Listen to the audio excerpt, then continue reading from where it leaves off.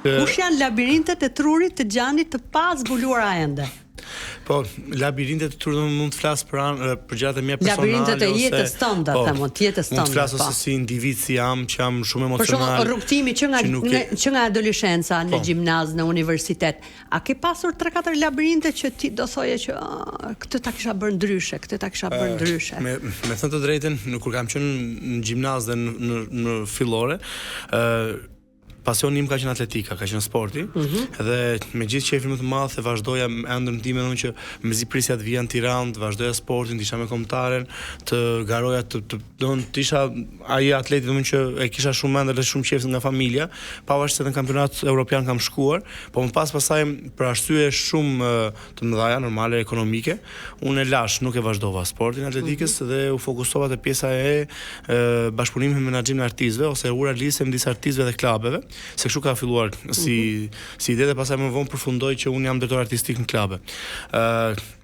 Domthon sporti këtu pavarësisht se kemi shumë talente, po ato të ardhura nuk i ka të mjaftueshme dhe nuk i ka kushtet që ne të titullohemi ose të kapim majat botërore, siç mund i kapin shumë sportistë tjerë në promovë. Peng që e ke lënë? Patjetër që po. Edhe shpesh ky është një ndër labirintet që ti e zbulove sot besoj. Patjetër po. Edhe është një peng shumë i madh, domethënë që unë lash sportin, edhe sa vjen rritesh, kupton domethënë që fiziku jot i ndryshon, regjimi jot i ndryshon dhe gjithmonë më kujtohet sporti, pasi kam shumë miq të afërt të ngushtë që kanë moshën time dhe mund të jenë më të rritur dhe kanë linjat fizike shumë më të mira se unë dhe këtu më vjen, nuk më vjen inat, po më vjen thjesht e kam me veten time, kupton që pse munda, pse e lash, pse nuk e vazhdova, pse e mbylla me kaq. Dhe kjo më vjen çik. Po në adoleshencë diçka tjetër që ndoshta su realizua, ndonjë labirint tjetër përveç sportit. Mund të them labirint i mamit që mund ta ketë pasur, ka pas gjithmonë qef që unë të bëhem mjek ose të bëhem doktor, po. Ja bëra qefin, mbarova shkollën e fizioterapisë, sepse kam dy, kam menaxhimin e sportit, kam dhe fizioterapinë. E përfundova, po nuk e kam praktikuar kur dhe nuk e kam ndjekur kur si diçka, si punë, sepse nuk e kam pasion. A mendon që prindi duhet ndikojë të zgjedhjet e fëmijës, meqense jemi këtu tek mendoj që mund të jetë prindi mund të ketë këshilla të mira, mund të ketë mendime të mira, por gjithmonë secili nxjerr vetë rrugën e vet se çfarë do të ndjekë. Domthonë unë të dyja shkollat, unë të dyja shkollat që kam përfunduar, asnjëra as tjetër nuk po e praktikoj. Domthonë nga drejtor artistik që kam përfunduar menaxhim sporti dhe fizioterapi, nuk lidhen fare asnjëra me tjetrën. Okej, sporti me fizioterapinë lidhen, po drejtor artistik nuk lidhet fare. Pra zgjedhja prindit nuk rezultoi këtë herë. Në këtë rast nuk rezultoi. Është suksesshme. I vetëm dëshirë që ka qenë familja ka qenë sporti.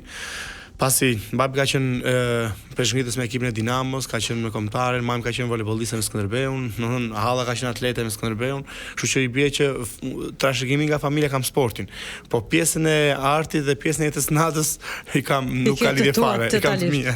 Denisa, labirintet na i tha, çfarë kurioziteti ke për Xhanin? Do isha shumë kurioze të dija në fakt, duke pasur parasysh të gjithë karrierën shumë të gjatë të Xhanit që njihet tashmë si menaxher i famshëm i të gjithë artistëve shqiptar, dhe është pikërisht Xhani ai që fshihet e pas sukseseve të tyre, çfarë ne shohim. Kjo realisht unë nuk fshihem mbrapa sukseseve, sepse unë pjesa më e madhe artistëve që bashkëpunoj janë suksesshëm. Domethënë me pak fjalë unë jam një person i urlidhës ose një ndihmës shumë e madhe për artistët në pjesën e bashkëpunimit të midis klubit dhe artistit. Domethënë i bie që do ta sqaroj saktësisht këtë gjë. Po, ta lova sepse gjithmonë nga që dhe mua më ka pëlqyer ideja kur thon menaxheri VIP-ave, por unë nuk kam specifikisht asnjë artist në menaxhim. Domethënë thjesht kam marrë shumë të mira me të gjithë. A mendon të hapësh një shtëpi produksioni një ditë sepse mungon në Shqipëri në fakt një mirëfilli?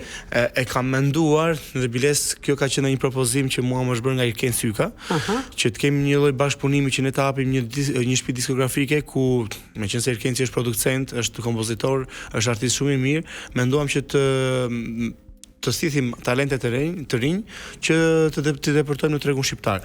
E kemi menduar të pjesë, e kemi startuar, e kemi lën pauzë, e kemi menduar, e diskutojmë prapë, e nisim prapë deri diku, ngecim prapë. Nuk e kuptoj ku është pjesa që na ngec, por kam kuptuar që ngarkesa ime e punës me klubin, dhe duke pas parasysh ngarkesat të mëdha që ka Ilkenci me pjesën e performancave të veta, kjo tregon domosdoshmë që ne akoma nuk po stabilizohem që të bëjmë diçka këtë hap, sepse shumë qefe kam.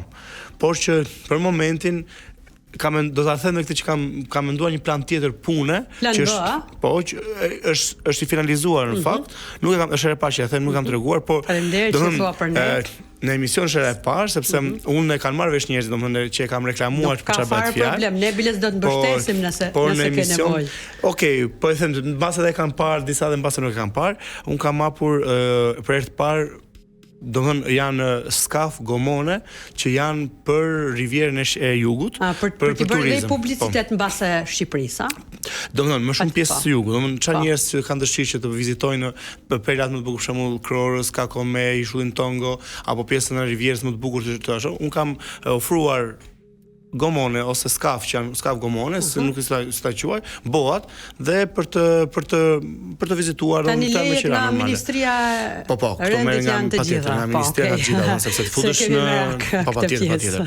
Dhe ideja që e kam menduar si ide, kjo është larg asaj gjë që unë bëj që ndjek, do që nuk ka lidhje as me fizioterapin, as me sportin, as me menaxhimin, kjo ka të bëjë me një biznes tjetër që ka të bëjë me ujin dhe me detin. Gjani ti je njëri shumë i dashur dhe unë kam ardhur 2-3 herë në aktivitetet e tua të darkave në Tiranë. Tani që jeni kryesisht e gjithë vera, se jemi në zemrën e verës, ndonë se ne jemi veshur pak trash të dyja se ne naftofin kondicioneret. Mua dhe Denisën.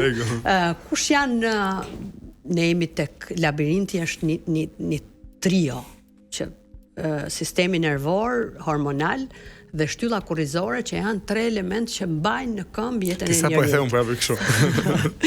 Kush janë tre labirinthe të artistëve që ti s'ke arritur akoma ti zbërthesh. Pra, ku qëndron ngërshi një artisti e përmbledhur në 3 pika? Një mund të them është ana emocionale, pra që nuk mund ta zbërthej kurrë sepse asnjë nuk mund të di se si mund të ndodhen ose se mund të gjenden ose se si kanë anën emocionale. Nuk mund të zbuloj dot mendimet e brendshme që mund të kenë mendimet e brendshme, s'mund ta quaj labirint, po dhe mund ta quaj. Domethënë janë disa gjëra specifike, për shembull përveç emocioneve, është që nuk dim drejtimin ose nuk mund të di vizionin që këta kanë një ndroj për të shfaqur ashtu siç janë. Këtë do të thotë se kjo fjalë nuk po më vinte. Domethënë pjesa e ndrojtjes në disa artistë e verë, domethënë që nuk e kuptoj pse i kufizon dhe nuk e kuptoj pse i tremen. Kam kuptuar që shumë artistë, sidomos artistë të rinj ose artistët që janë pothuajse në disa hapa, kanë një lloj frike shumë të madhe ndaj artistëve që janë big. Për arsye sepse mendojnë se mund t'i pengojnë, mund t'i bllokojnë, mund t'i neglizhojnë. Kjo vjen si mos vetbesim të vetë atyre, dhe kam parasysh që këta artistë që janë big duan të suportojnë artistë të rinj dhe nuk duan të ngecin këta artistë, sepse do vi një moment që edhe këta do pauzojnë dhe do largohen nga kjo pjesë, sepse nuk do jenë pavlefshëm, por gjithsesi kam përshtypjen që këta artistë. Denisa, një pyetje goditse tani. Unë do doja të dija, a ka pasur ndonjë moment gjatë gjithë karrierës tënde deri më sot që ke menduar të bësh një pauzë, një stop të kësaj eksperience, pasi dim fare mirë që jeta natës është shumë dinamike, orët e vona pa gjumë, ambientet edhe shumë muzikë të lartë, ndoshta edhe udhëtimet shumë të shpeshta. A ka pasur një moment kritik? Gjithmonë e mendoj, domethënë tani jam në fillimin e sezonit të verës, edhe ndodhem në Sarandë. Në moment që përfundon sezoni i verës, mund të them vjen maj të undës dhe dua ta le, nuk dua të merrem më sepse është ka shumë ngarkesë, ka shumë presion.